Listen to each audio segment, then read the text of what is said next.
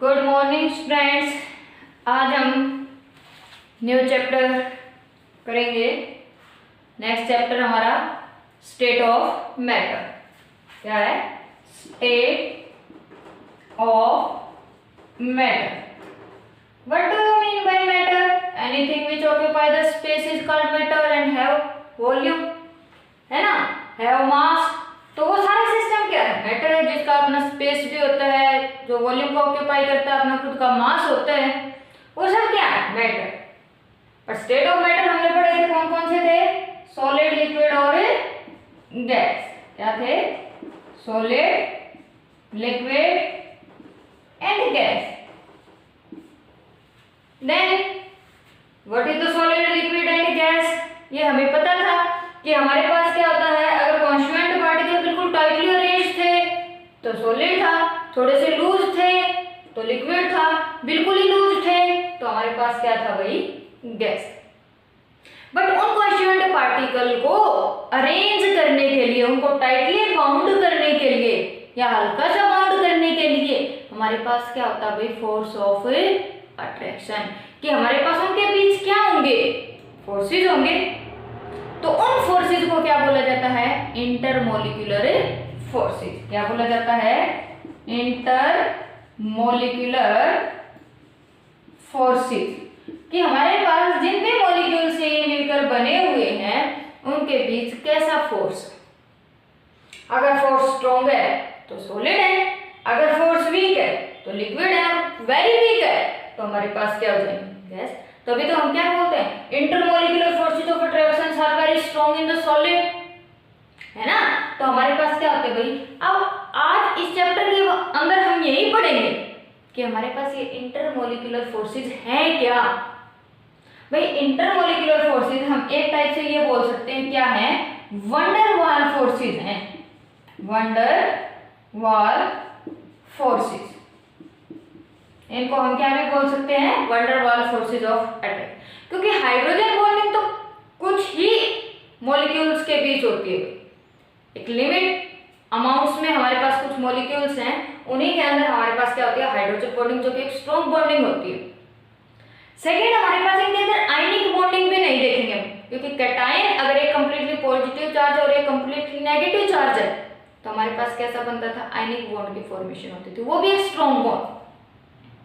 But यहाँ पर सिर्फ और सिर्फ हम क्या देखेंगे कि मॉलिक्यूल्स जो हैं, कैटायन और एनायन नहीं, या हाइड्रोजन बॉन्डिंग नहीं, जो हमारे पास क्या है? मॉलिक्यूल्स हैं, उनके बीच में कैसे फोर्सेज हैं, वो फोर्सेज हमारे पास क्या कहलाते हैं? वंडर वाल फोर्सेज कहलाते हैं। ठीक है। लेकिन इसमें भी अलग अलग हमारे पास कौन सी फोर्सेज स्ट्रॉन्ग है और कौन सी फोर्सेज वीक है, उसके बारे में अभी स्टडी करेंगे। सबसे पहले हम स्टडी करेंगे भाई डिस्पर्सन फोर्सेज और लंडन फोर्सेज। किसके बारे में? डिस्पर्सन। डिस्पर्सन बोल दो और लंडन बोल दो फोर्सेज। डिस्पर्सन बोल दो या लंडन बोल दो। क्या होता है बेटा? ऐसे फोर्स कहां पर एग्जर्ट करते हैं? जब हमारे पास कोई न्यूट्रल एटम हो या फिर हमारे पास क्या होते हैं? एटम्स और मॉलिक्यूल्स। क्या होते हैं हमारे पास? कोई एटम और मॉलिक्यूल्स जिनके अंदर कोई डाइपोल मोमेंट नहीं होता, मींस जिनके अंदर कोई पोलैरिटी नहीं होती।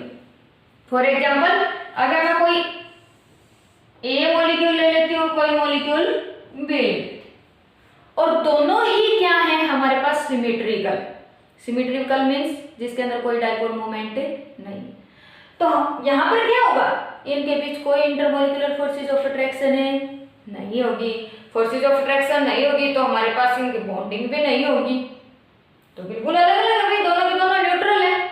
बट इनमें क्या होता है? जैसे ही एक दूसरे के कांटेक्ट में आते हैं ना, इनके अंदर एक मोमेंट के लिए, मोमेंट्री बोल सकते हो, एक मोमेंट के लिए क्या हो जाता है? चार्ज क्रिएट हो जाता है, सिर्फ टेम्परेरी। कि एक मोमेंट के लिए क्या हो गया? चार्ज। मान लो हमारे पास इसके सेंटर में पॉजिटिव था, इसमें भी पॉजिटिव था, एक टाइम के लिए हमारे पास ऐसा हुआ कि ये पॉजिटिव चार्ज यहाँ पर आ गया, तो यहाँ पर क्या क्रिएट हो गया? हल्का सा नेगेटिव चार्ज क्रिएट हो गया। किसके कारण? इन दोनों के इंटरेक्शन के कारण। तो सिर्फ और सिर्फ ये हमारे पास क्या आ गई, मोमेंट्री चार्ज, कुछ मोमेंट के लिए रहा। और इस फोर्स को हम क्या बोलते हैं, very very weak forces of attraction, कि भी कोई अट्रैक्शन नहीं था, इनमें अट्रैक्शन भी हो सकता है, रिपल्शन भी हो सकता है, अगर सेम सेम चार्जेस आ गए तो रिपल्शन भी पॉसिबल है। बट ऐसा हुआ कुछ मोमेंट के लिए कि मान लो इसका पॉजिटिव चार्ज इधर है, तो यहाँ पर क्या क्रिएट हुआ, नेगेटिव, तो पॉजिटिव नेगेटिव को फटाफट क्या कर लिया, अट्रैक्ट कर लिया। इफ इन एनी केस ऐसा होता कि यहाँ पर पॉजिटिव होता और यहाँ पर भी पॉजिटिव, तो ये क्या करते एक दूसरे को रिपेल करते।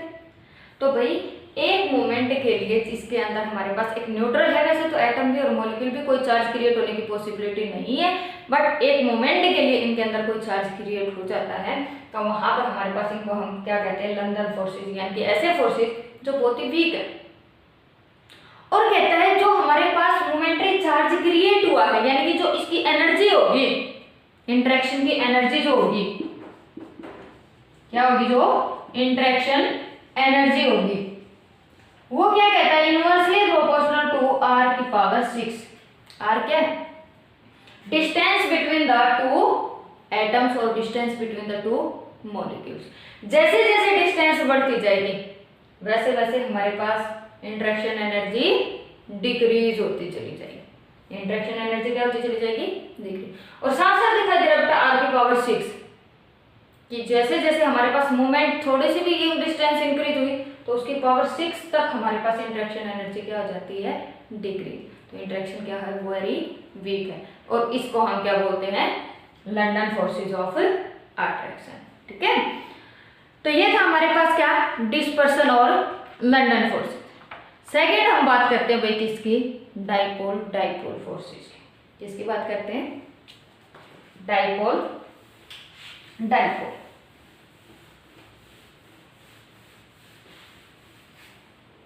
डाइपोल डाइपोल देखो जैसे नाम से ही पता चल रहा है, डाइपोल कि जिसके अंदर 2 पोल होंगे, डाइपोल इंटरेक्शन। भाई लंदन फोर्सेस या वीक फोर्सेस तो किसके बीच थे, हमारे पास सिंपल कोई न्यूट्रल एटम या मॉलिक्यूल्स। अब हमारे पास क्या कहता है, डाइपोल और डाइपोल इंटरेक्शन, कि इसके अंदर जो हमारे पास चार्जेस होंगे, जो पोल होंगे, वो हमारे पास क्या होंगे, परमानेंट होंगे।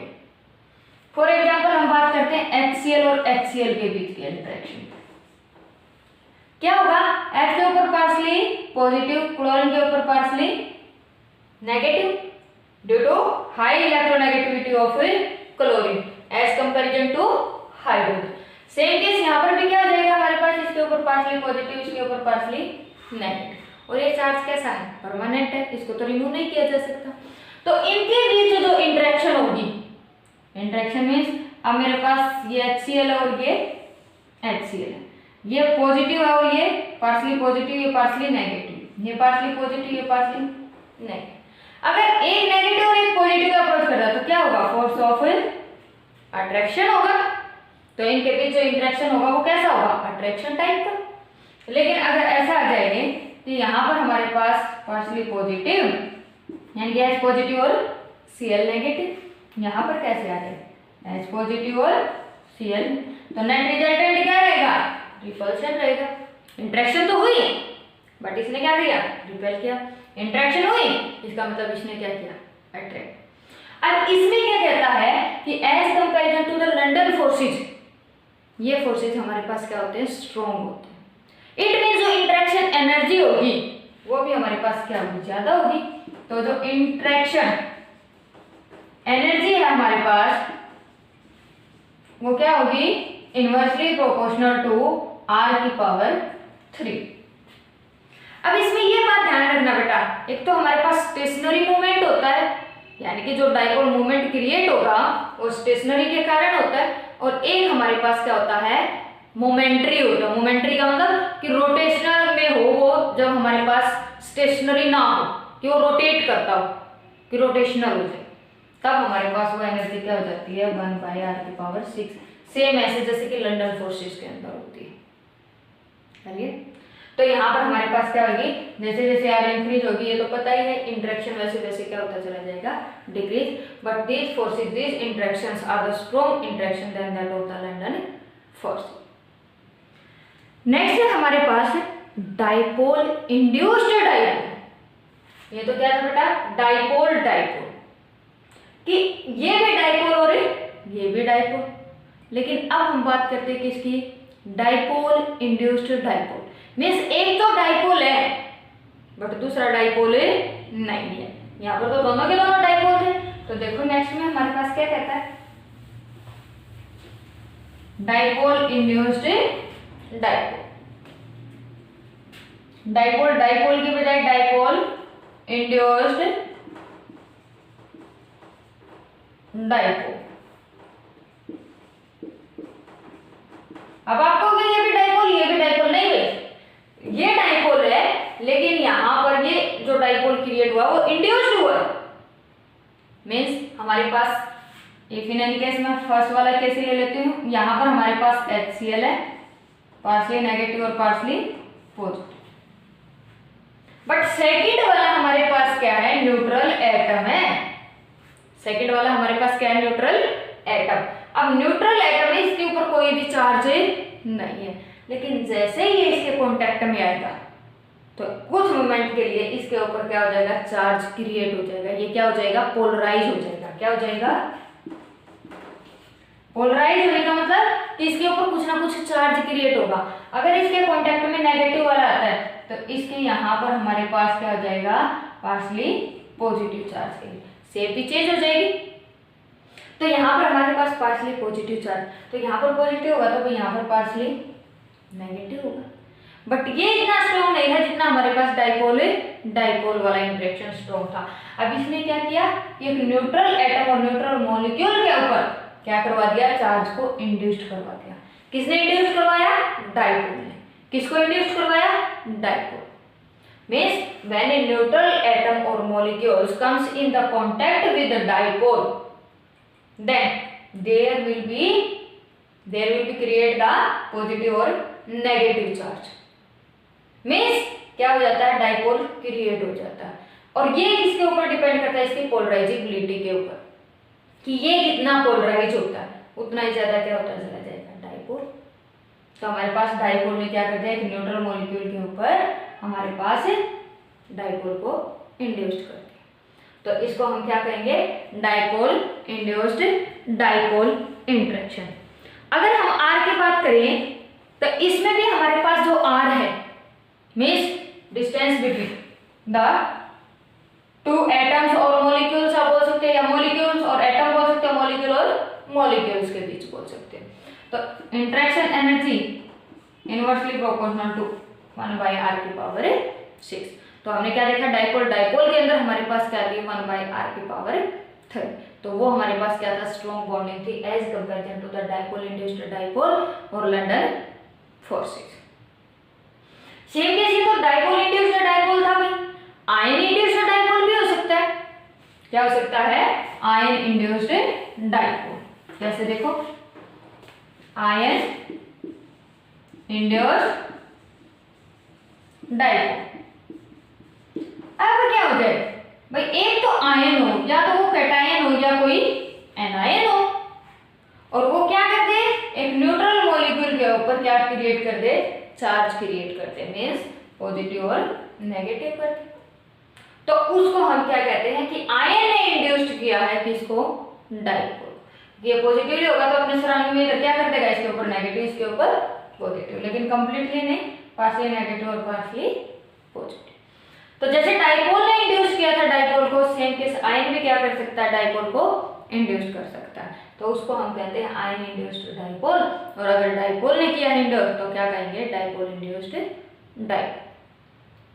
ये तो थी हमारे पास इस टाइप के इंटरेक्शन, है ना। बट अब नेक्स्ट जो इनसे अलग है वो हमारे पास कौन है, हाइड्रोजन बॉन्डिंग।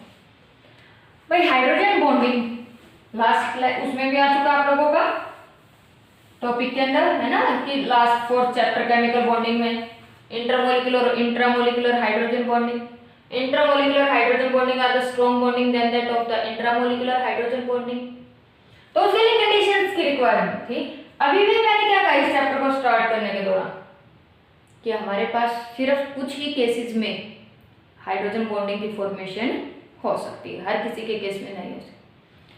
फर्स्ट कि हमारे पास वन मॉलिक्यूल के पास क्या होना चाहिए, हाइड्रोजन होना चाहिए, और सेकंड मॉलिक्यूल के पास क्या होना चाहिए, हाईली इलेक्ट्रोनेगेटिव एटम होना चाहिए, और highly electronegative with small size. और highly electronegative with small size सिर्फ और सिर्फ कौन हो सकते हैं भाई, नाइट्रोजन, ऑक्सीजन और फ्लोरीन, क्योंकि नीचे वाले सारे के सारे इलेक्ट्रोनेगेटिव जरूर है, लेकिन हमारे पास क्या नहीं है, उनका साइज स्मॉल नहीं है।